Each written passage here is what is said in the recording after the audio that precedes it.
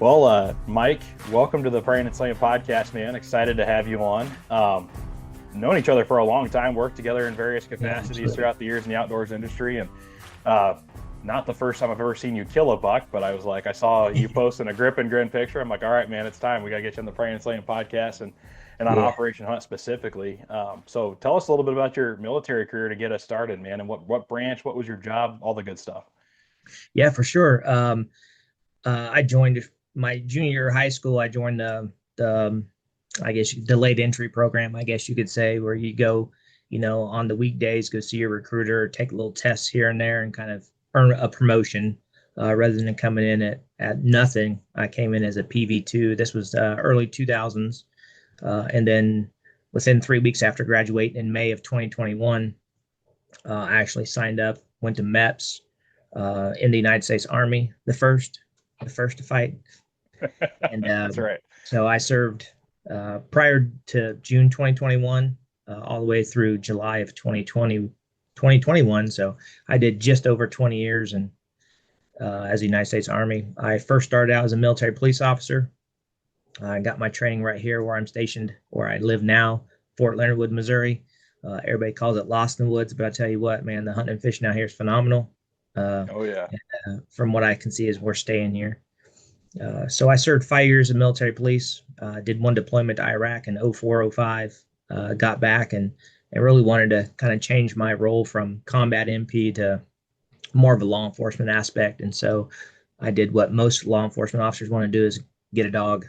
So I re-enlisted for a few years. And they said, if you re-enlist to go K9 and we send you, you have to come back here. And at that time, I was stationed in Hawaii. So I was like, yeah, where do I sign?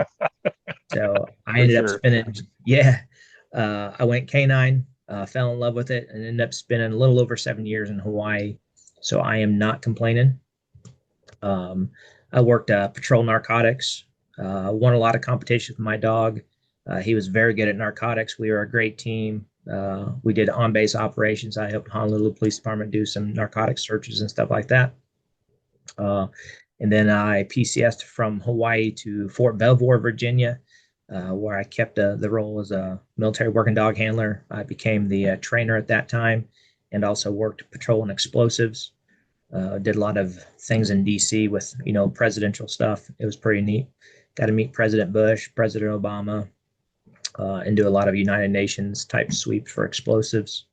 And then halfway through my career in 2010, I decided to make a bigger switch and become an investigator. So I went to the criminal investigation school and became a CID special agent. And we do all felony level crimes within the DOD. And so my last 10 years, I served as a CID agent.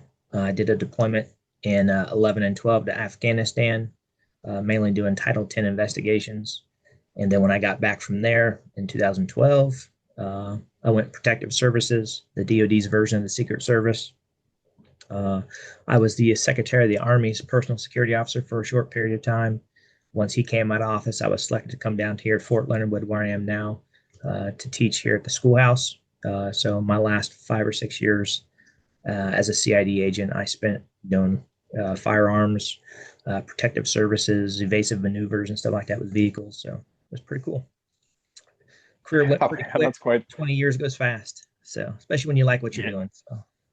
For sure. Well, it definitely sounds like it, man. And for those of you just listening, you can see the smile on his face the whole time he's talking about it. So definitely proud. That's awesome, man. It's and it goes quick too. And you got that much. I mean, that's a lot packed into 20 years. I mean, it might sound like a while, but that's really a lot of switching around and doing a lot of things. And you're the second K9 Army K9 specialist we had on, Justin Wilson. I don't know if you know him personally or not through some different channels, but he's a former Army 20-year K9 MP as well. Cool. But yeah, it sounds like you guys might have even crossed over a little bit in the DC area. But I'm sure it's a small community, and most of us know each other. So yeah, I bet. Yeah, you definitely listening to him tell the stories. You can kind of tell it's got a tight knit group, man. Oh yeah. So very cool. What was your favorite part about Hawaii? Oh man, Hawaii is one of those tours where people either hate it or they really love it. If you stick to the barracks or stick at the house, you're not going to like it very much. So going out and exploring. Out there, they play softball all year round. I mean, I was young and 150 pounds, So I played softball year round and just met a lot of cool locals, and I fished as much as I could. Um, so it was a good experience for me. The weather's perfect. I mean, having Christmas on the beach. It's snowing right now here in Missouri, so and I'll be in Texas here in a couple of days, down in your neck of the woods. So I'm excited to get back to warmth. So Yeah, man. Yeah, the guys down here, it's today everybody was running around in winter coats and stuff. I'm out there still in shorts and well yeah, my basically my sun shirt, it's 45 degrees and I love that. I mean it's like I can't wait for it to get cold, but yeah, done with the summer here hopefully. So you'll be running into some awesome temperatures to come down here and hunt it, and that's for sure. yeah. Well, No, in the very cool, man. military, they make you play in foul weather and stuff. So now when I have an option, I'm like, yeah, I'll pass. So I became a You did your fair weather time. outdoorsman, I guess you could say. Yeah, hey, you know what? There's room for that too. I Yeah. mean, that's the biggest change we had was when we went from I guess Virginia wasn't that much different. So we started in Iowa, grew up in Iowa, just like Missouri, get all four seasons there, hot, cold, everything in between. And then went to Virginia. And the, for the most part, a lot more mild in the wintertime. You get a Yeah. couple snowfalls a year and it shuts everything down, for a couple Oh inches or yeah. whatever. But then we went to Montana, and that was the first time I had to like ditch my Iowa hunting gear because the game in Iowa or Missouri or whatever is kind of just how comfortable can you stay for how long? Yeah. But then you go to a place where you got to hike around and all of a sudden do some packing, and then it's like you're going out there in base layers, and it might be 5 degrees outside, but you're going to start sweating the second you get Yeah. 200-300 yards from that truck, and you just got to play that game a little bit. So definitely a different ball Yeah. game. Did you do And any even hunting just a little in, bit of in elevation change too can change the temperature quite a bit. So you got to prepare for it all. 100% in the wind? Absolutely, and the wind coming from different directions all the time, and yeah, absolutely, absolutely. Did you happen to get any hunting done in Hawaii? We did some hog hunting out there. They use knives and run dogs. They Mhm. do have a lot of like axis deer on the Big Island, stuff like that. I never really got into that. I did a lot of fishing, and that's when I kind of first started getting into kayak fishing, which, I'm pretty avid in right now. So Yeah, heck yeah, man, that's awesome. Yeah, it's on our list. We're supposed to be finding out here any day now. So by the time this podcast airs, we'll know where we're going. But Hawaii is one of the options on the list, and so of course I'm Googling all my hunting and fishing options and things like that. Of getting yeah, excited. But there's a lot to do down there, man. It sounds like a sportsman's paradise, like you said. If you don't want to, stick to the barracks or stick to around base or whatever, there's a lot to be found if you get out there and explore a little bit. I felt like for the MP side of the bases, um, Montana, we were stationed out there. It's a heavy MP base as well for Air Force. yeah, But yeah, the guys, same thing. You either loved it or hated it. But the guys that loved it were the guys that get out and actually go explore because it's just kind of same thing. It's a paradise for anybody that's out there. You can find something for you in Montana, yeah, but for you sure. have to get out and try to do it. If you're sitting inside and play video games or do whatever, on your off time, you're not going to find a lot to do, and it probably will be pretty boring. So, Yeah, absolutely. heck yeah, That's man. that's Well, the what was your military in general. Is it's all what you make of it, man. It can be boring and go slow, or do a lot of things and stay involved, and it goes fast. So Oh yeah, yeah, for sure, man. Even my time Air Force, same thing on the line side. You get the guys that wanted to sit in the shop all day and kind of hide away in a hole, and there's no longer week that you're going to have than trying to do that. But if you get out there and go do a couple things or jump in with some certain projects or whatever, or get out on the flight line, do your thing, it's like you snap your fingers and it's done. yep. So yeah, I can imagine as much movement as you did. What was your favorite part or favorite tour with the dog specifically? I mean, DC was pretty cool. I loved working narcotics in Hawaii because it's rampant out there, and we had a lot of drug busts and stuff. But working explosives with Secret Service and being around all those foreign dignitaries is pretty cool too. So I really kind of really like that. Yeah, for sure, man. Anything stick out as like a favorite moment?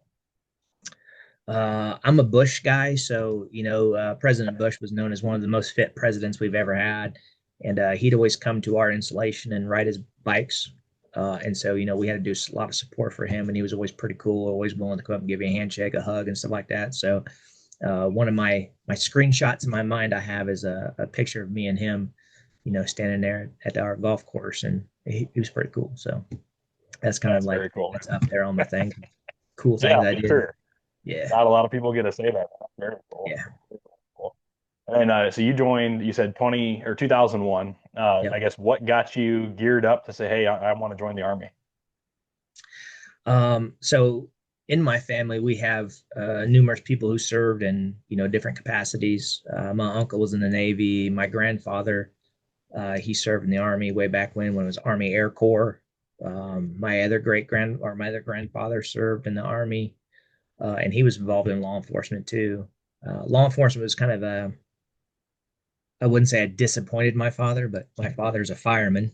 And cops and firemen always have this, this battle and stuff. And my brother's a fireman as well. So I wanted to be cool. So I became law enforcement. But yeah, it was something that I thought I knew I was going to go into law enforcement. Even in high school, I was a law enforcement explorer. So I rode around with the sheriff department, police department, and stuff. And at that time, you had to be 21 years old to actually be a police officer. So I figured I'd join the military for 5 years and, get some training and stuff. And then when I got there, it seemed easy to me. I excelled, and next thing you know, 20 years is gone. So Yeah, yeah. Well, you cross that 5 year hump, man. There's kind of like the 5 year hump, and then there's the 10, and then after 10, it's like you you better. I might mean, as if you're well. gonna stake it, yeah. I don't understand guys that get out after 10. I mean, I get it if you're done with it, but Yeah. it just seems kind of like an odd time to get out. You almost made it through the hard part, Yeah, Um, absolutely. but And I've had people jump out at 16 years. I'm like, man, 4 more years, dude, and you're losing tons of benefits. I yeah, have four just yeah, kids now, aged 8 to 18. And, me being 100% through the VA and stuff, they get free college. And that pays for itself. oh Uh, man, we've had no issues with the VA. My wife's a disabled veteran as well. So we've had no issues with the VA. The VA's taking care of us. Retirement's good. So, yeah, we're happy where we're at, and 20 years is worth it. So yeah, something for to think sure. about. So. Well, tell me about that. I didn't realize your wife was prior service as well. Did she do a full 20? And how did you guys end up meeting? No, she only did a couple years. She served in the chemical corps. She was medically discharged. Okay. Her biggest thing was she always wanted to serve, but due to her medical condition, she couldn't come back in. And so she was actually a gate guard at Fort Belvoir, Virginia. And so I used to go do gate checks and do gate sweeps, explosive sweeps, and stuff like that. And that's kind of how we met. And anytime the gate needed help, I was the first one to respond, obviously, because she was down there. Um, and then after Percent. shift, we'd go down to the Potomac River and we'd catfish together and hang out all night. And it just, here we are. I think it's been almost 20 years now. We've been hanging out. So yeah, So awesome, man. Did the dog lead you to her the first time? One of those like romantic movies. I'm picturing it. It's probably a little bit of snowfall. yeah, Dog runs over there. He's trying to find something. He sits down right beside her, and you look up, and bam, that was the moment, huh? yeah. You'd have to see my wife to know her. She's a little bit, she's total opposites. They always say opposites attract. I'm the very outdoorsy type. She does like to fish and stuff, but she's very, to all my friends, they're like, man, that girl's so mean. She's aggressive and she's covered in tats. So she's just the aura she puts off, but she's actually a cool chick. And she loved my dog. And I always call her the Hamburglar. Just what happened to be one night I was grilling hamburgers and said, hey, you want some food? And I made her a hamburger. And then it seemed like every night she's like, hey, will you grill me a hamburger? Will you make me a hamburger? So Heck I yeah. always brought her food and stuff. And that's, my wife loves to eat. So You bet. Absolutely. that's That's kind the of our best way to thing. anybody's heart, right? Yeah. Absolutely. That's awesome, man. I love it. Catfish in the Potomac. That's one thing I never got to do. We just came from Maryland, so Yeah. my wife, she's in the nurse practitioner program through the Air Force there. So she was at Walter Reed for Yeah. 2 years prior to coming down here. Now she's in her clinical rotation. Just got stationed at Fort Hood for that. Um, but yeah, I always wanted to do fishing in the Potomac. Never got a chance to do it. There was a spot um, back behind our place. We kind of lived in a really cool spot, man. If you didn't know you're in the middle of DC, like you'd have no idea because you Yeah. could walk out the back door and hike for probably about a good 4, 5, 6 miles, a couple lakes and some ponds back on those trails, and did a lot of Yeah. pond and lake fishing, but never got a chance to hit the rivers. But I always saw guys doing it. That's an active area down there, man. That Potomac Oh area, yeah. people running, people fishing, all kinds of stuff, kayak fishing. We used to go up into Rock Bridge and we'd catch huge shad and throw them out there on live lines and we'd catch 30-pound stripers that run up Rock Bridge and stuff. And then we'd go out in the Potomac River and we'd catch 30, 40-pound blues, and bass fishing was phenomenal. Here in Missouri, our lakes, we don't have vegetation. Mhm. It's hard to find vegetation here, but you get up into some of on the Potomac River, you get into a 3 mile long cove and it's all lily pads, man. And topwater fishing out there is phenomenal. The bass fishing's great. They also have snakehead, which is an invasive species that just blow up topwater frogs, and Yeah. it's just fun. Yeah, it's a cool spot, man. That's another spot too. Yeah, I'd say Maryland's absolutely a sportsman's paradise as well. If you Yeah. want to get out there, there's more adventure to be had in that tiny little state than you would think, for a guy and then the deer hunting out there. Did you ever do any deer hunting while you're there? I did some in Missouri, or not Missouri, but Virginia. I hunted on Mhm. Quantico quite a bit just because it was close, and they got some big deer on Quantico. Uh, Yeah.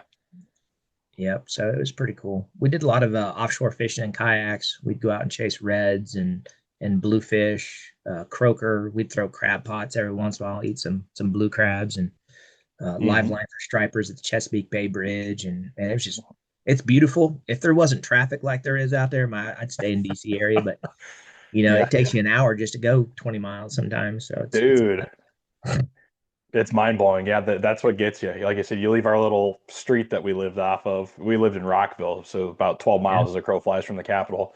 And but man, you hit that main road, and it's just like you're stressed from the time you leave home till the yeah, time you get home. It's just like you can't fight it. And that's yeah, traffic is just mind blowingly different out there.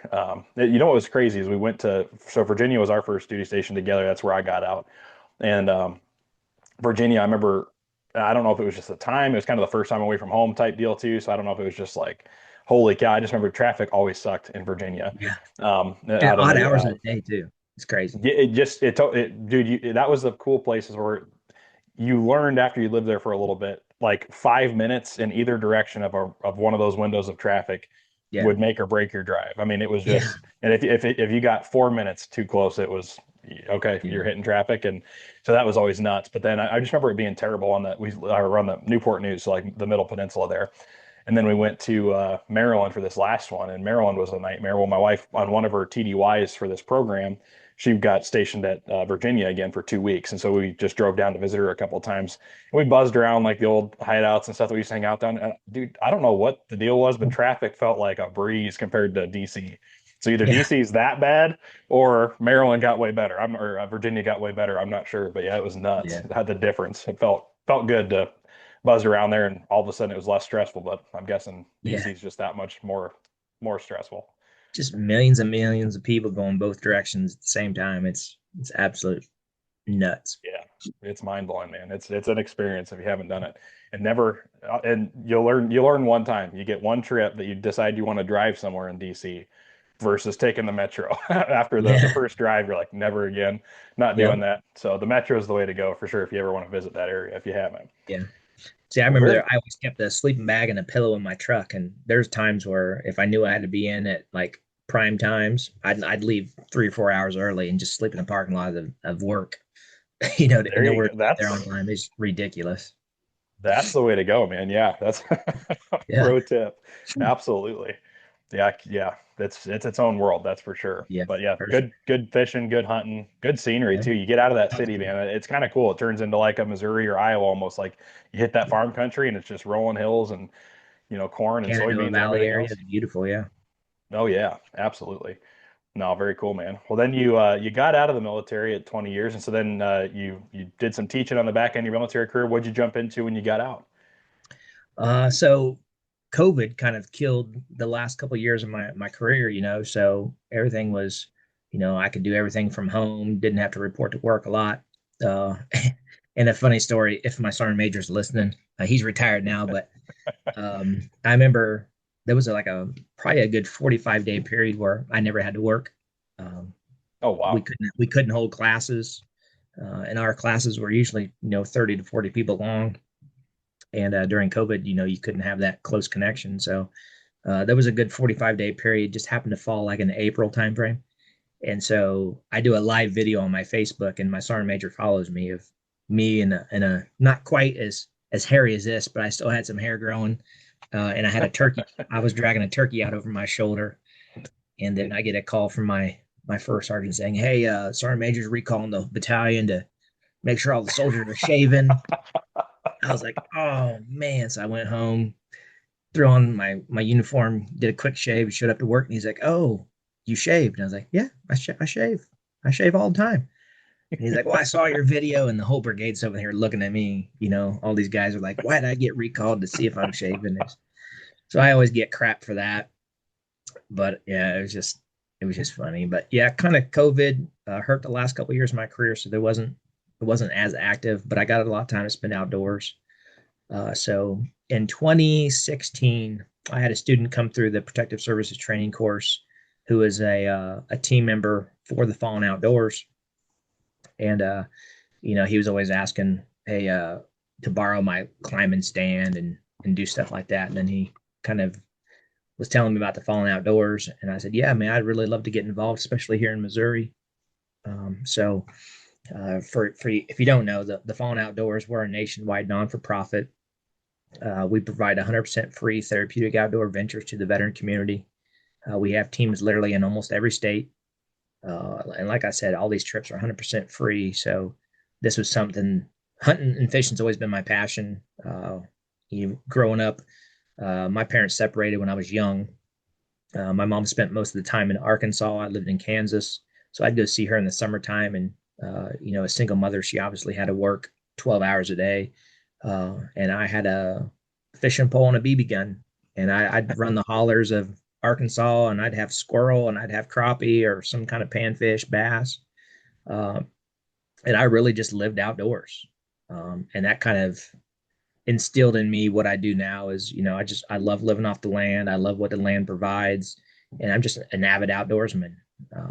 I have an older brother who's 4 years older than me, and he doesn't hunt or fish. He fishes a little bit with his kids. He's got two daughters. They're grown up now, but uh, it didn't hit him like it hit me. And I just knew that the outdoors that was my calling. That was my passion. And so getting involved with the Fallen Outdoors was perfect for me. I could give back to my brothers and sisters in the veteran community, and kind of share my passion for them and help create a passion for them. And that's really why the Fallen Outdoors has been great for me is, I take somebody hunting or fishing. They have a great time, even if you don't harvest anything. The chats you can have in a ground blind or sitting on a riverbank is instrumental for the mental health of our service members. And the next thing I know, as I see him posting, "Hey, I'm going fishing day. I'd like to take somebody with me," and it just creates that wildfire of, "Hey, I'm taking somebody now. I'm taking somebody," and that's how you really make that connection in the outdoors with our community. And so, from the time I became a team member, I was voted to be a team leader. So I ran Team Missouri for a short period. The organization grew exponentially. I became a regional director over the Midwest. So I was in charge of 12 states. And then about a year after that, I was selected to be the national staff director. So I was in charge of 700 goons. And then I think 4 or 5 years ago, I became the national vice president. And so really as a national vice president, I'm kind of our sponsorships guy, kind of in the second in charge, I guess you could say that, run board meetings, oversee sponsorships. I go out and check on teams, make sure things are going well.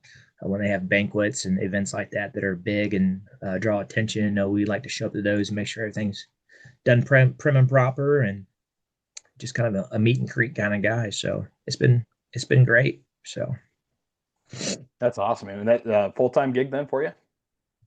it's a full-time volunteer gig. The Okay. unique thing about the organization is we're like the largest 100% all volunteer organization. None of us get paid from the top down. It's all volunteer hours. So it's something like you do what you do when you can. Um, and so all of our teams post trips almost daily. They got something going on where they're getting somebody out hunting or fishing, camping, family events, and things of that nature all across the nation. So it's pretty impactful for sure. Yeah, that's incredible, man. So you literally jumped right out from serving to serving those who serve. I mean, just pretty seamless. That's incredible. Do Yeah. you do these guys? So you mentioned they kind of do some fundraising events and things like that, but like, how does a guy or gal get involved? Like, do they just visit your website and there's like a list of events or trips or people that go, or is it more like community based, like word of mouth? How do people find each other? So we mainly operate off Facebook. We have 5 national pages that are broken down into regions. We have a East Coast, so it's the Fallen Outdoors East Coast All Veterans Community page. We have a Midwest All Veterans Community page, a Southern, and the East Coast. And then we have an all page where everybody's allowed to join from all across the regions. And we broke it down into regions really so we can cater to those trips near you more. So if you live in the Midwest, yours would be the southern region. So if you join the southern region, you'd see, Texas, Louisiana, Oklahoma, trips posted in those nature. And so that whole region posts on one page. It'll say Team Texas trip announcement. Let's say, 5 veterans deer hunting Abilene, Texas. And it's all random draws. So they're saying they can take 5 people out deer hunting. Comment with big buck down. We'll draw names in 10 days, and we just kind of randomly select the names, and those people get to go on that trip, and it's free and clear. So it's pretty cool. That's really incredible, man. So yeah, it's just really, I like how it's run too. If you're going to run it all volunteer, I mean, you got to kind of be grassroots with it, I guess, is where my head goes on how you even manage something like that. So kind of keeping it a little, looser than maybe some other organizations about just, hey, it's all word of mouth. It's grassroots level. Go out there, just engage with a comment and join a veteran community page. And you have an opportunity wherever you're at to find some kind of local adventure to get out on. That's really cool. I like that. And I imagine you guys have a ton of word of mouth stuff too, that just kind of, is that, like, talk about your exponential growth a little bit too. Like, did you guys do something to like start marketing what you were doing more, when you joined on the Missouri side, or was it more just like, hey, this is a really cool organization, and it kind of caught that grassroots wildfire on its own? Yeah, I mean, it was a lot of grassroots on its own. So we were actually founded in 2009. Our founder, Eric Bakken, and 2 of his battle buddies were in Afghanistan, and they wanted to do something to help, each other in the outdoors, mental health wise. And unfortunately, some of those folks didn't come back. And so when Eric got back, he's like, I'm making this dream come true. And so, it started out with just a small group of guys that love to hunt and fish, mainly duck hunting out in Washington State. And, as people PCS, you had one of that small niche group go to Missouri, and he's like, hey, dude, I want to do the same thing here. Let me start a Missouri team. So team started, and it kind of, expanded across the nation. And they were like, well, it makes no sense for me to be living in Virginia and all I'm seeing is Washington State trips. So let's break it down into regions. So we broke it down into regions. And then, hunting season's obviously 90% of the year. And that last 10% of the year we call show season, which really kicks off here in February, March. And so we go to a lot of outdoor shows all across the nation. We go to the NWTF. We partnership with Major League Fishing and NWTF. So we go all the Major League Fishing events to get some kind of spotlight and stuff. We have Red Crest coming to Missouri this year, which is one of the biggest fishing shows for Major League Fishing. Rocky Mountain Elk partners with us in some states where we go to a lot of their conventions, their shows, Whitetails Unlimited. And we kind of use, the other resources available to us to kind of get our name out there and say, hey, if you have veterans within your community, let them know about us. And it just spreads like that. This year was an amazing year for us. Over the last 4 years, we partnered with Grizzly Tobacco. 2 years ago, we came out with our own Grizzly tobacco can with our logo incorporated in it. It's pretty neat. Oh, no way. Yeah. I didn't know. That's awesome. And it's got, so we were part of the Grizzly Outdoor Corps. They donate a lot to us. And so this year, they got into NASCAR. And so we had our logos featured on a couple NASCAR cars this year. And for the Memorial Day race, I get chills, but we had a beautiful car for the Memorial Day race out in Charlotte this year. It was white and gold, and it said, remember the 7046 on it, had our logos everywhere, and it actually had every single soldier or service member who died in Afghanistan or Iraq's name was on that car physically. This episode is powered by Deadnuts Outdoors, makers of the most lifelike, lightweight, and weatherproof 2D archery targets in the world. That's right, I said 2D. We're talking full-size animals that bring the hunt to your backyard. Whether you're dialing in before the season or just burning daylight with your bow, Deadnuts Targets makes practicing fun, training on full-size animals to ensure every rep in the backyard converts to success on your trips to the field. Built to last, easy to haul, compatible with any backstop, and 100% made in the USA, Deadnuts Outdoors is a proud supporter of our veterans, investing in conservation and rooted in building a better, more confident community of hunters every step of the way. They are proud supporters of the Prayin Slayin Podcast Network, and you can get 10% off your Deadnuts targets by using the code Prayin Slayin at checkout. That's Prayin and Slayin. at your checkout or visiting the link in the show notes. Deadnuts is helping us all hit the spot, not the dot. Hit it dead nuts. Now, let's get back to the episode. And so there was guys sitting around the car just in tears, looking through all the names, finding their buddies and stuff like that. And it's that kind of impact, that NASCAR and Grizzly has helped us really kind of push that name for us. So, wow, man. We do have a website as well, thefallenoutdoors.org. On that website, we do have a list of sponsors that have helped us out throughout the years, current sponsors that offer discounts to members or those who are seeing that page. We also have some donation links on there too. We have a campaign we call the 22 for 22.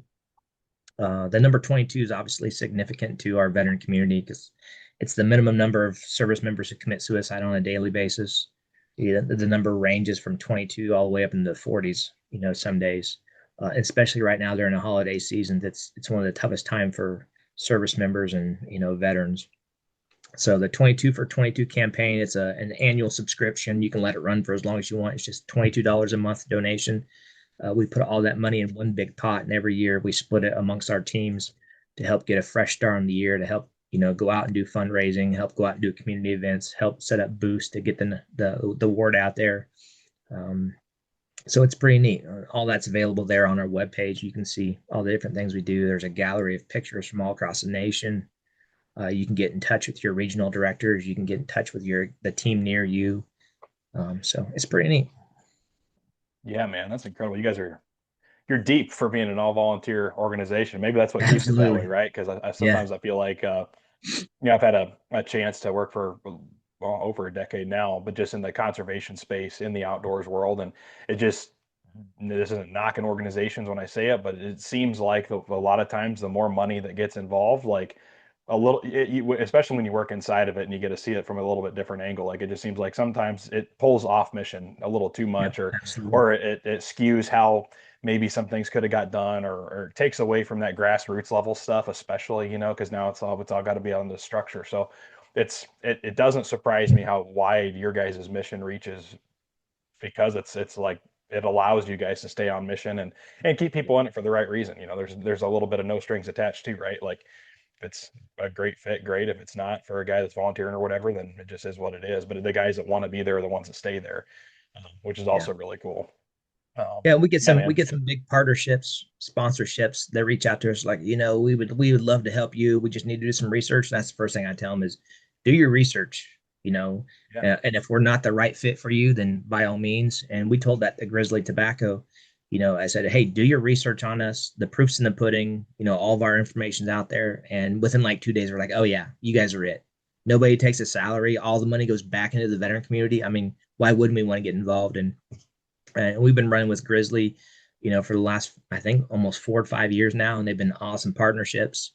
They donate a lot to us and come out and film a lot of our big events. So if you go to like mygrizzly.com, you'll see the Fallen Outdoors actually has a drop down tab on their website, and you can see some of the phenomenal video they've created from us. They go out and interview our team members, interview our veterans, and just encapsulize what we do in a beautiful way. I mean, these guys are magicians with cameras and audio, and it helps us.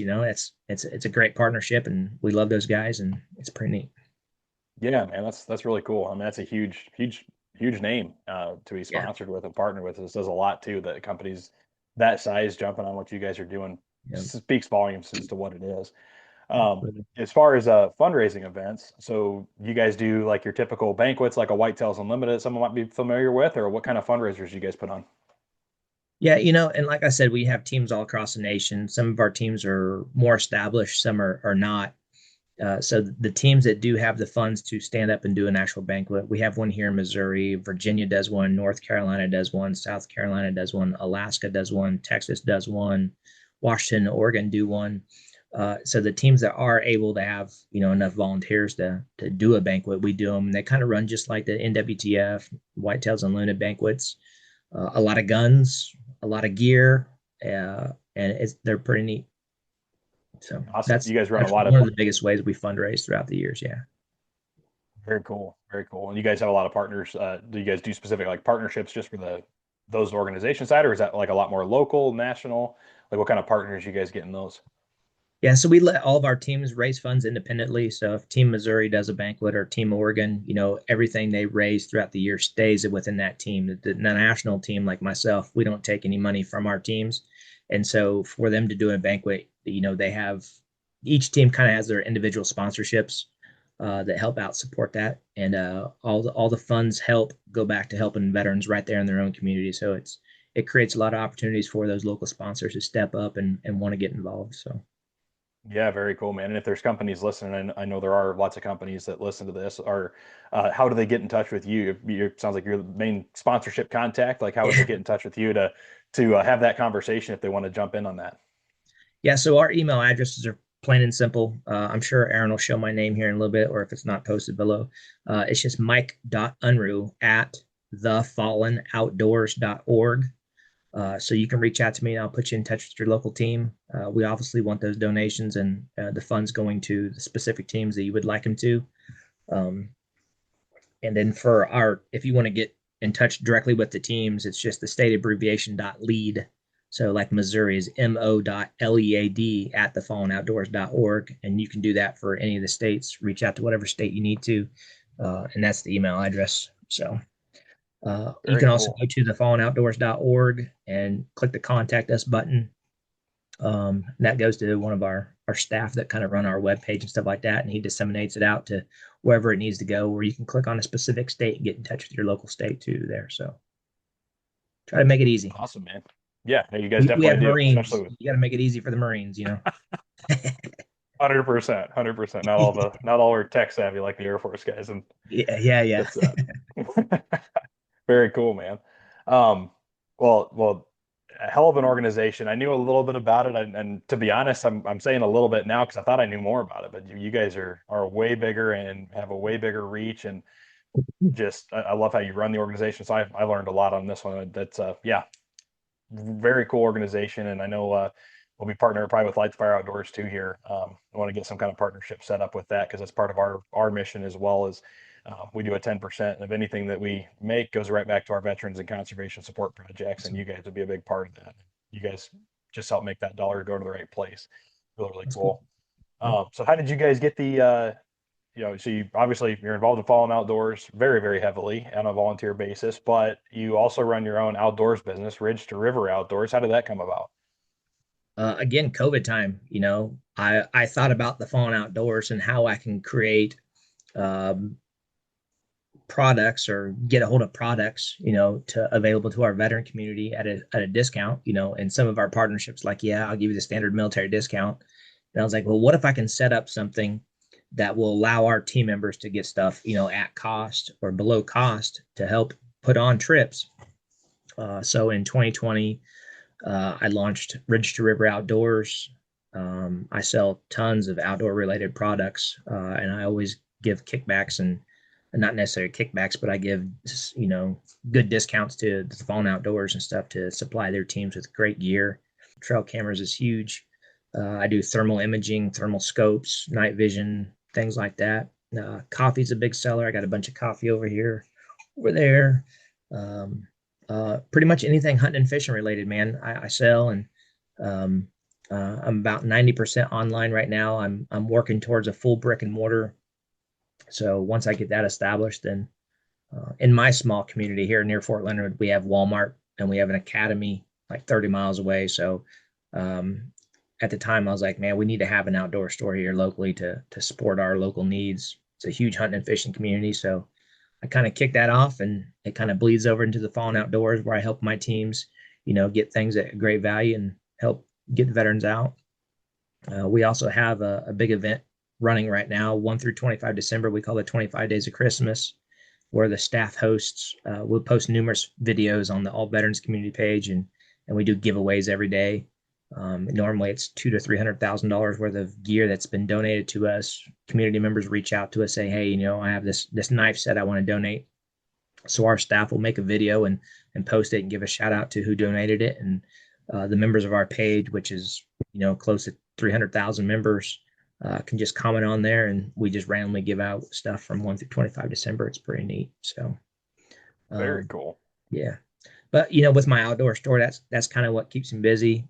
As I evolve in the outdoors and visit different states, I see different products that I think I would like, and so I sign up to be a dealer for those, and I'm able to share that product within the veteran community. So, um, and it's been real well. It's I've been doing it since 2020, and it's going good, and hopefully here soon that'll be my primary job is running a full blown outdoor store. I'd like to get an FFL and just be a small Cabela's, I guess you could say, out here, or a small Bass Pro.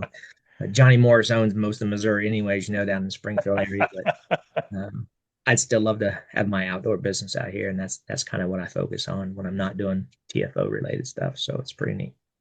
Heck yeah, man. That's incredible. Living the dream. What's the vision? Are you guys gonna have like a standalone store? Are you gonna be like renting some space out of a warehouse? Like what's your vision for that? So I've been here in the house for 4 years now. It's gone real well. Um, I'm looking at procuring some property, 5 to 10 acres, maybe even more than that.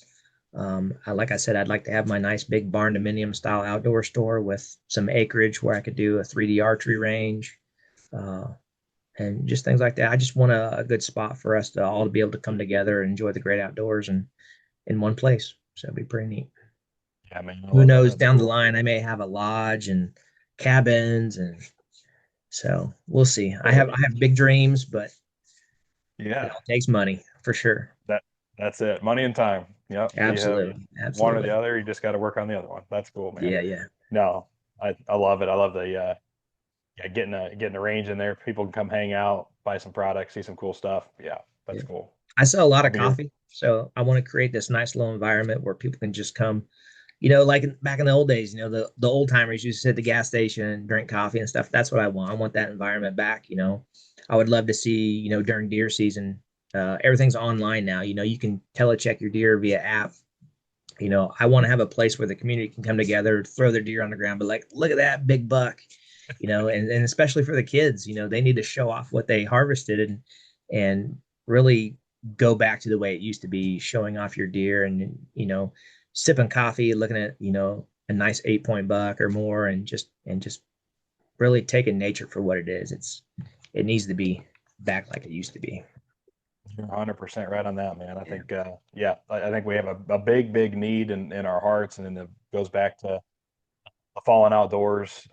Just whether you're veteran, non-veteran, whatever, man. The one thing we're really lacking, I think, right now is community. We all think we have Yeah. community with what social media has created in our lives, but man, it's and go to DC and ride the metro once, and that'll show you about how disconnected everybody can possibly be. Yeah. You hear about some crazy stuff that's happened in the news recently, but you just visit a place like that and you're like, I could see how something like that could happen because no one pays attention, man. Like, Yeah. I kind of make it a point on my own just to be aware, I guess, but also like when you're the one dude sitting on the entire metro train and you're sitting there watching and no one else is, you're like, this is crazy. But everybody probably feels a little bit connected because they're staring at that phone screen and Yeah. but exactly you gave me all the feels right there. The good old days, guys sitting around drinking coffee, checking deer, buddies Yeah. going out. The In my hometown, we had a restaurant my parents used to do some catering for, the Master Griller, and guys would go up there every Iowa shotgun opener is usually where you'd see the most of it, but there'd always be the place would be packed with hunters going in there, Yeah. and you're getting rid of all the hunting rules about scents because everybody's walking out of there smelling like biscuits and gravy and coffee and whatever, Yeah. man. But everybody got in there, and about daylight they'd start trickling out the door, and the second wave come. But that was like one of the coolest things is just Yeah. it was more about the community that you're being a part of, and then everybody just got out there and did their thing, and it adds to that experience like you wouldn't believe, and just being a part of a community and having people get together just for a common like or dislike or Yeah. anything is just it's a powerful thing, man. So I love that vision. That's awesome. Yeah. I'm hoping. Yeah, man. We'll do what we can do on our end to help it make it come true. However we can do that, man. For That's sure. cool. Yeah. I'm excited for it. I'm excited to get Um, your new products in our shop too. So we Yeah, could, yeah. We're pumped for you, man. That was I had to reach out after that. I was like, yeah. I've been kicking it around. A lot of it's homemade right now, but that knee bag, it's been taken off, getting some sales and stuff. I'm like, okay, so people are interested in it. I knew I'd be interested. That's why I made it. And Yeah. then and then it was just like, wonder if Mike, he's a veteran, he's got his own shop, and just see what you thought, man. So we're excited to get that out there, and I love that it's a Absolutely. veteran partnership to kick that off too, and see how that goes. But I think you're gonna like them. That's cool. I'm excited to see him. Yeah, man, for sure. Well, very cool, dude. Well, the nuts and bolts of praying and slaying is getting people together, being a part of a hunting community or a veteran community, and then all centered around the outdoors. And you killed a heck of a nice buck this year, and I'm dying to hear this story. So, I mean, I went two back to back. In Missouri, you're only allowed two bucks with all seasons combined, and we've had a crazy CWD season, I guess you could say, where, it seems like you can rifle hunt most of the year now, which is nuts. But um, I'll take you back to my archery buck. This year we got a big lease down in South Central Missouri for our veterans organization, and we've been getting tons of vets out hunting out there. It's a huge lease. It's way more than what I wanted. We got an 830-acre lease, and it seems like I've been hunting out there for 6 months now, and I still haven't touched all the property. It's a crazy. But and thanks to Reveal trail cameras, we got 20 something cameras out there, and I had one of my target bucks on camera for 2 days straight. And it seems like here in Missouri, they do things in three. So my archery buck, I went out on the third day. I noticed that he was in a certain area every time around 3:30, 4 o'clock p.m. So I got set up in my saddle around 2 o'clock over this pinch point where I assumed he was coming from. I didn't have any trail cameras of him coming or going from this certain area. And sure as it is, 3:15, I hear some rustling in the woods and look to my right down this little fence line, and he jumps the fence 25 yards from me. He works into 15 yards and shot him right there. And he ran his little 20 yards and fell over. It was a perfect double lung shot. And I say he's a smaller buck than what I thought, but I only saw one side of him the whole time, and he had 6 points. And so I knew it was a solid buck. I just thought he was a 6x6, nice 12 pointer. And then when I get up there, he's a 6x5 and just a beautiful buck. His color was perfect. You can tell he'd been fighting a little bit. He's got cedars all in his brows, and it's kind of weird. If you look at all of my bucks back here on the wall, they're all odd pointed. There's 9 pointers, there's 11 pointers, there's a 13 back there, and I'm just like, I want something symmetrical. I want a straight 5x5 or a 6x6, and I thought this was going to be the one. And then I walk up on him and a little disappointed, but it was just a beautiful buck, and so I was elated that he was what it was, and it just worked out like it did. And in seasons past, I hadn't shot bucks because you can't really time them like that. Like this one was it worked out perfect. And again, it's a lot of it had to do with the Reveal trail cameras and this beautiful property we were on. That was the week before rifle season. Our rifle season here is 10 to 15 days long. Depends if you add on the COVID season, but opening weekend of rifle season, we did deer camp out at the property. We had 8 vets out. And over that course of the weekend, we went 8 for 8 with bucks. It was a phenomenal weekend. We had 2 kids shoot their first bucks. We had 6 vets out there that shot their first bucks, and then we had a friend of one of the child who came out there, and he shot a decent buck as well. But I spent every day, shuttling these guys back and forth to and from stands on my 4-wheeler. And the hunt's really about them when I'm out there. And my wife doesn't know how I do it, but people call me all the time saying, hey, I'm new to hunting. Where should I go? And I'll put them in a spot where I would hunt. And 9 times out of 10, my wife's like, you're dumb. You're dumb. They're going to call you in a little bit with a huge buck. And it does, man. Every time. They're like, I just shot the biggest buck of my life, a big 12 pointer. I'm like, yeah, that's definitely the one I was after.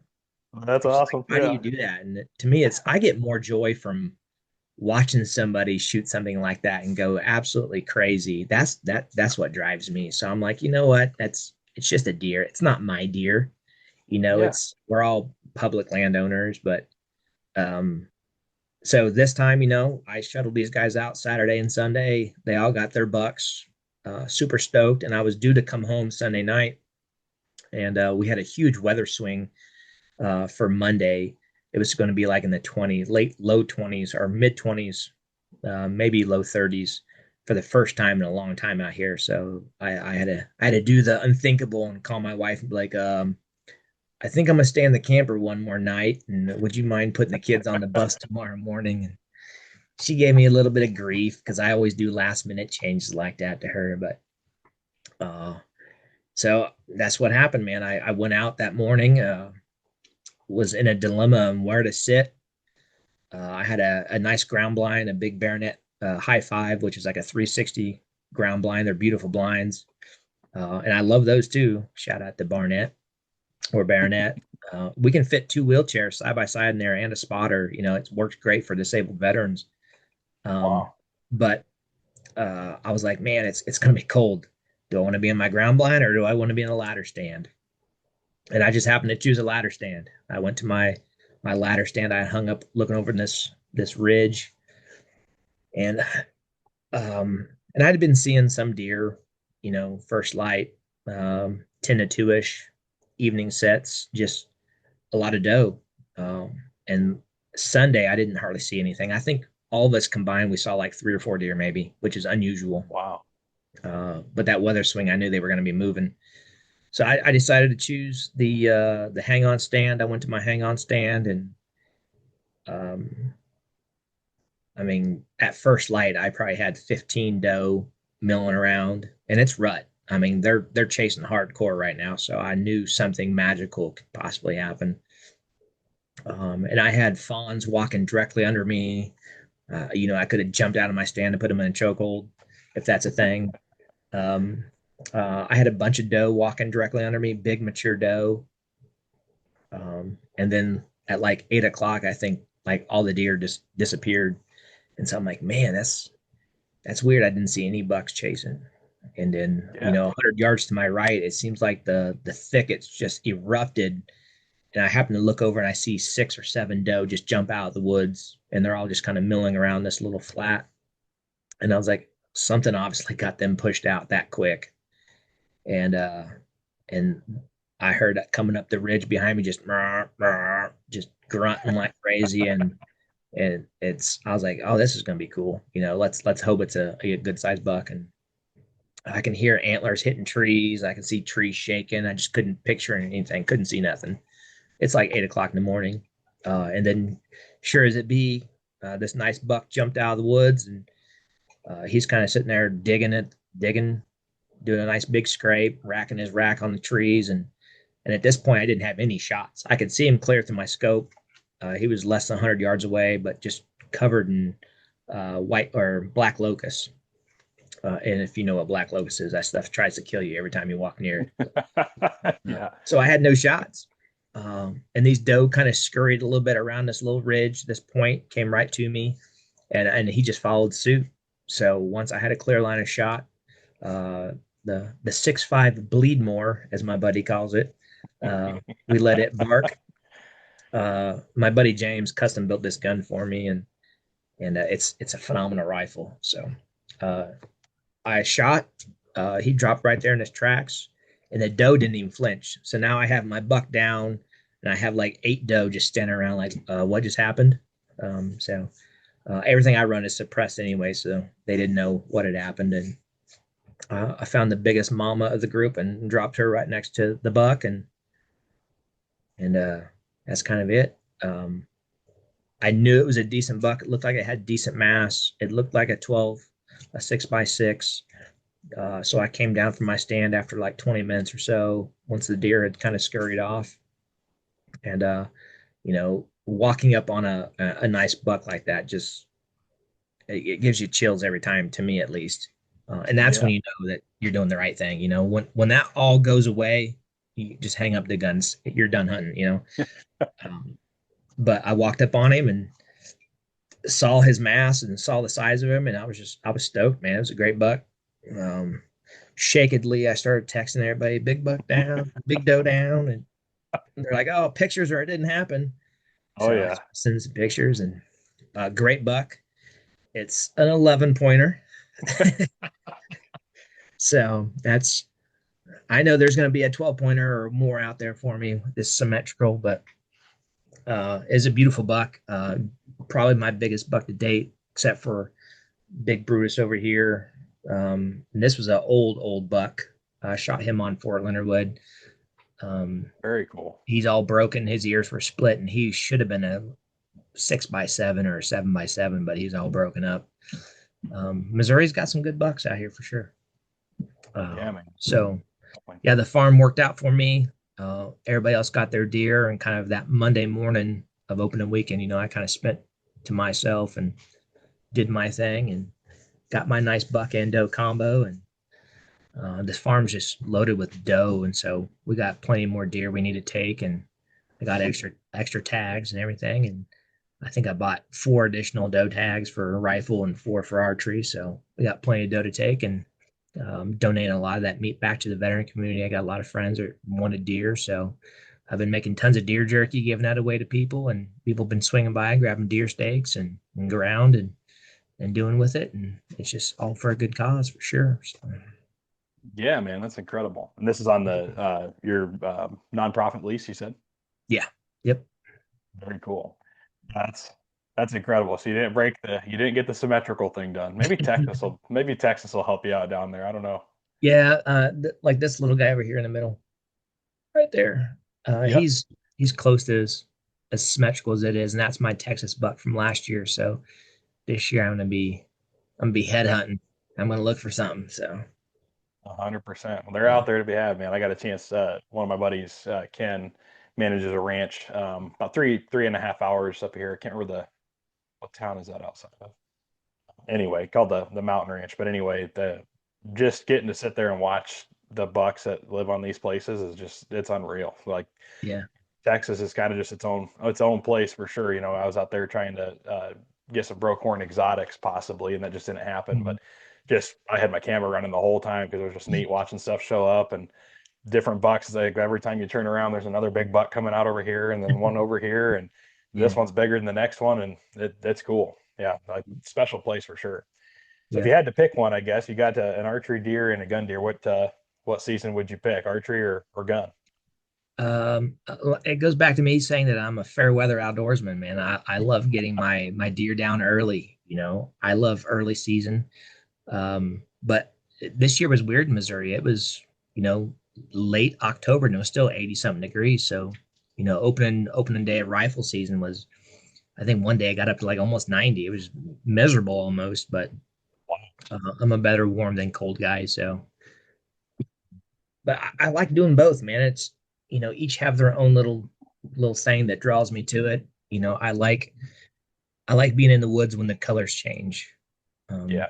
So and Missouri's got tons of different trees out here, and it's beautiful. So that early fall season, I always say my favorite time is Halloween to 5 or 10 November is my favorite time to hunt. So a little bit of archery and a little bit of rifle. So it's right at the overlap. I love it. Yeah.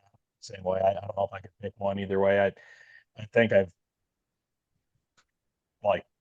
looking back, I've probably done more gun hunting overall, just put more days in gun hunting, I guess. In Montana skewed that pretty hard over my long time, but it's like getting a bow in your hand. I don't know. They're two different things, two totally different things for sure. Absolutely. Yeah, I'm glad that you didn't shy away from the 6.5 Bleedmore. You said that's awesome. My wife's got one, and the only thing she's put down with hers is pronghorn up in Montana. I think it's the only thing that she's gotten a chance to hunt with it. We end up both drawing pronghorn tags for the same unit. So we went out and we actually got a double that day. But cool. I've got a 6.5 PRC, a 6.5 300. She's got the Creedmoor, so we've got the trifecta over here. Yeah. But I've always been a Grindle guy. Yeah, I've ran 6.5 Grindle for a long time. That's definitely my coyote gun and everything. And my buddy's like, you need to try the Creedmoor, and I was like, let's do it. So yeah, I like it so for far. A gun. Dude, yeah, I mean, it doesn't recoil. It's just it shoots flat. I don't know. The guys that want to complain about it, I guess, let them do it. But to me, especially for men, getting into it now with my wife. The first rifle that we had, we bought a rifle when we got to Montana. I bought a 270 Winchester featherweight, and it's got some pretty snappy punch to it. and that was the first thing. I was glad we were hunting the first time she ever shot it. She never went to the range. I went and zeroed it, and we got her out and let her take the first swing. She ended up getting her first deer ever with it. And I'm Nice. so glad that she never went to the range with it, to be honest. I think she would She have wouldn't been have wanted to shoot too it. Yeah. nervous to shoot it well. Yeah.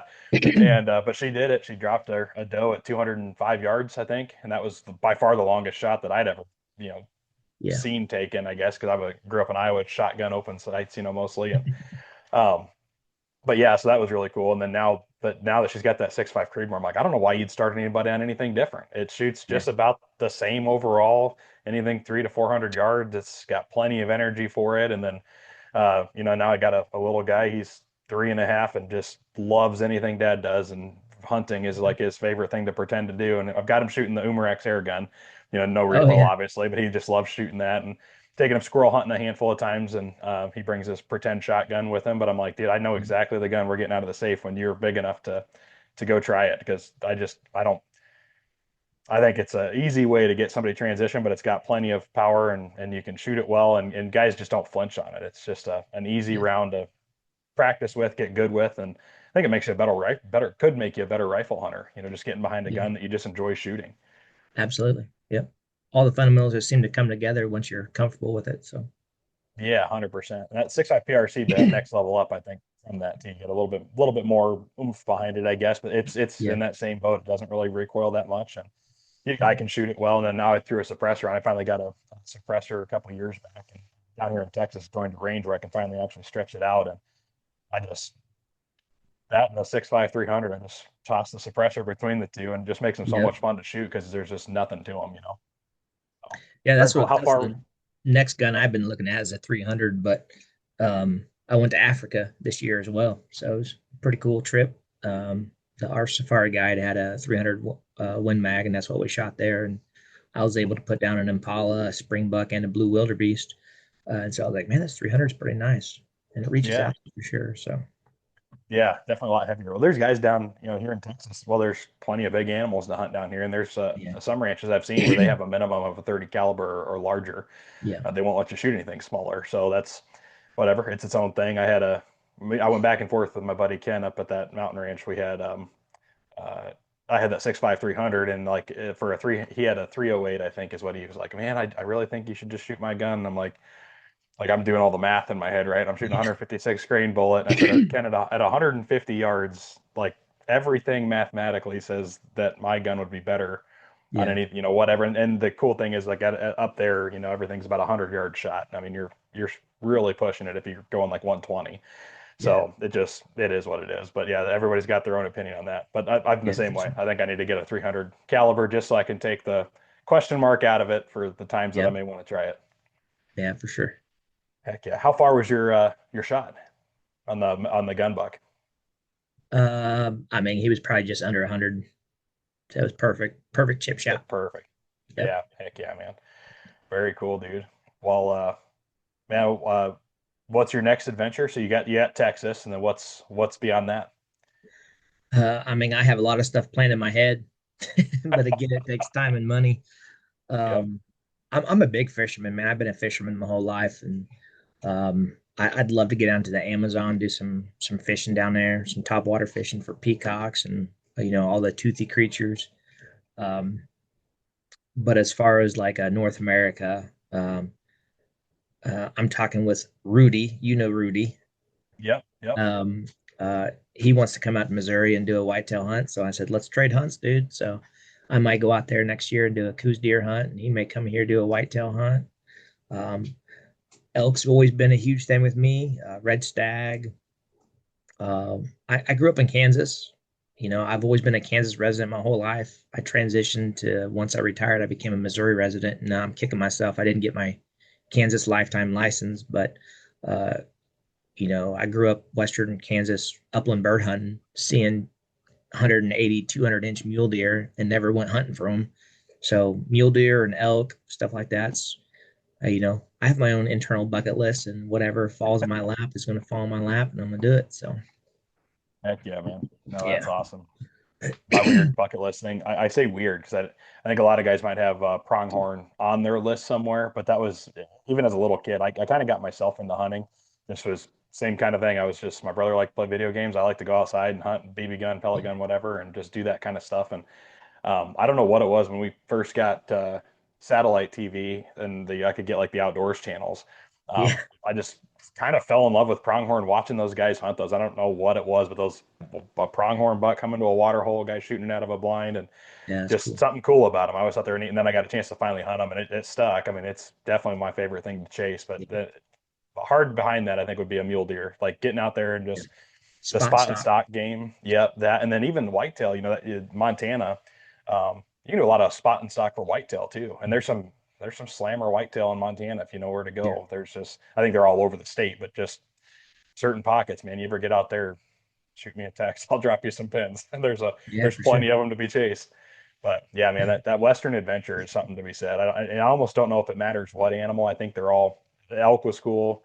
Never got it done spot and stock and elk. But my first elk was actually out of a tree stand.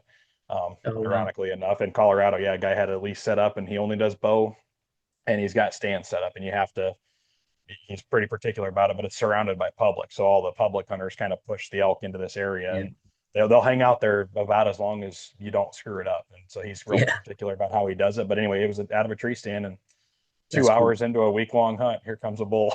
So Yeah. whacked him at 40 yards. But yeah, That's I've had them, while you're spotting and stalking, and it's definitely a unique thing too. But yeah, a Western game is hard to beat. I think Western North America, Yeah. but like you said, the whole world's got. I was a little surprised here you say Amazon fishing.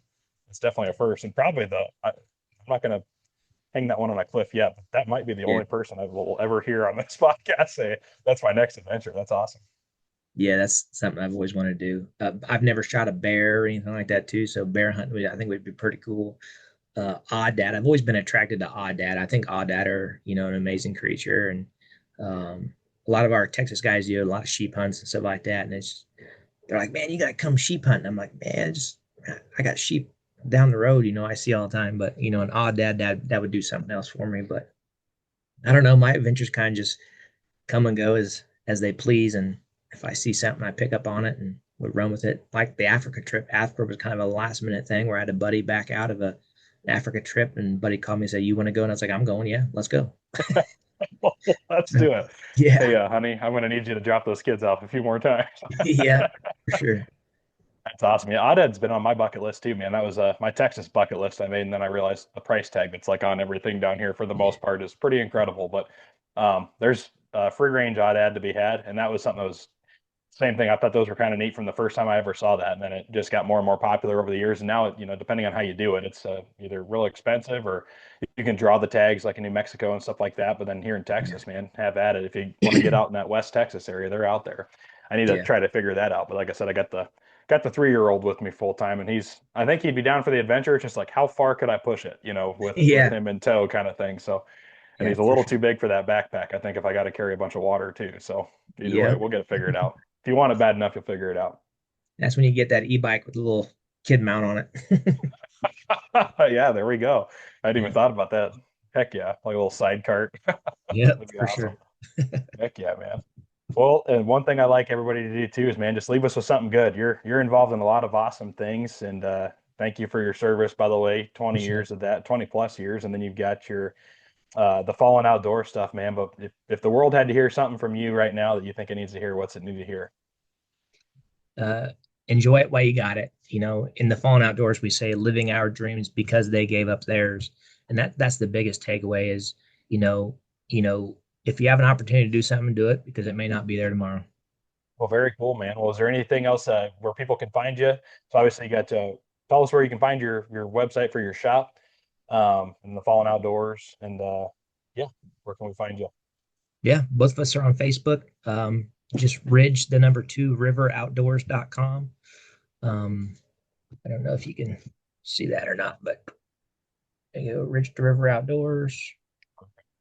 And then the fallenoutdoors.org, our .org will, there's, it's not focused, but Mike.Unruh at thefallenoutdoors.org or just thefallenoutdoors.org. Both of those links will get you in touch with me or somebody near you. And, we'll just connect you with like-minded outdoors men and women from across the nation and share your stories. I love it, man. Sounds good. We'll make sure we have all the links to that in the show notes as well, so make it easy for guys, and we'll post that when we post the episode as well. Well, Mike, thank you so much, man. Thank you again, like I said, for your service. Thank you for everything you're doing with the Fallen Outdoors. So incredible. Definitely looking forward to figuring out ways to partner with you guys on that front and in other ways, and even with our Light the Fire Outdoors consulting partners too. We'll make sure we figure out ways to partner you up with those guys. But yeah, man, hopefully we possibly get to catch up on an adventure together here sometime soon. Hey, come on up to Missouri. Missouri's pretty cool. 60% or more rated VA. You get life, or you get a resident rates. So it's actually pretty decent to hunt up here. And Texas treats you real well as well. You go to Walmart down there in Texas, he prints you out a big old thing of licenses, and it doesn't cost you a thing. So it's pretty neat. Yeah. Yep, my wife got that. That was nice to see.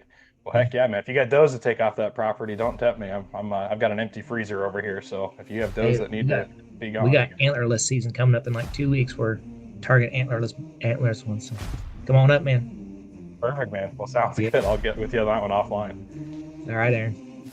All right, brother, man. Well, have a good one. It was great having you on. All right, appreciate you, brother. Hey, you too. Bye. Yeah. Well, there you have it, guys. That was another episode of Operation Hunt, where we bring on veterans like Mike Unruh to talk about their service and, of course, tell a great hunting story. And Mike is just a wealth of knowledge, number one, from the service side of things, his awesome career, but also just in the outdoors industry and all the awesome things he's doing. The Fallen Outdoors, fantastic organization, and I really love how Mike left us with his something good. And the mission statement behind Fallen Outdoors, or the Fallen Outdoors, is living our dreams because of them. And it brings me to John 15:13 in the Bible, where it says, "There's no greater love than to lay down one's life for one's friends." And whether or not we see it that way, at the end of the day, we all live in a place here in the United States where we are all here and we're free because of what men did a long time ago. And, argue about it or however you want to see it. There are guys and gals that get voluntold to go places all the time now with the wars we've got going on in recent history, and even ones that have just wrapped up, where real men and women have died for something bigger than themselves, whether they wanted to or not. And that's just a sacrifice that can't be replaced. And there's so many heroic stories of guys and gals going out there and doing that. And then I love the trajectory of giving it back to service members, like organizations like the Fallen Outdoors and the awesome things that they provide for these servicemen and women, and even things like our new License to Kill initiative, where we're sponsoring, through your support, we're sponsoring veteran hunting licenses across the country. And there's just so many great organizations out there that just their mission is to give back to these guys and gals who have lived through things most of us can't even imagine in our minds what it's actually like, and just such a crazy thing. So you can find out more about the Fallen Outdoors. Go to their website, thefallenoutdoors.org. Support those guys there. If you're a veteran, go check out and sign up for their pages. I just got signed up here not too long ago on several of their regional pages, and there's a lot of great opportunities out there for guys and gals like that. And then our first ever dealer partner here at Light the Fire Outdoors with our knee bag, the custom knee rest system, specifically for mobile hunters, but it's also great for a butt rest if you're out there turkey hunting. It's great for kneeling, if you're kneeling out there on the side of a mountain glassing. Great glassing pad, awesome pillow for those midday naps, whatever you need it for, but it's built for mobile hunters to support their knees and protect them from trees. And Ridge to River is now carrying those, so go support those guys there. And by supporting us, you are supporting them and our License to Kill initiative as well, from anything you buy or however you support the Prayin Slayin Podcast and Light the Fire Outdoors. So with that, guys, go check out Mike and everything there about thefallenoutdoors.org, all over social media, The Fallen Outdoors, and then ridgetoriver.com, with Ridge to River Outdoors on their Facebook page as well. Thank you so much for listening, and we look forward to bringing you another episode of the Prayin Slayin Podcast here soon. And as always, keep praying and slaying.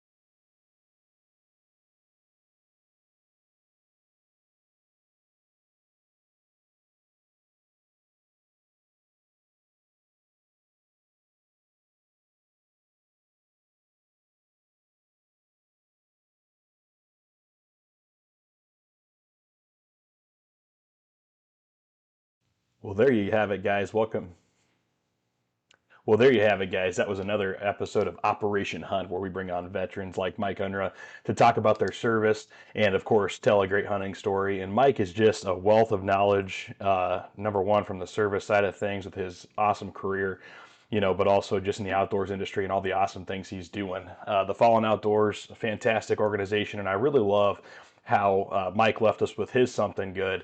And the mission statement behind Falling Outdoors, or the Fallen Outdoors, is living our dreams because of them.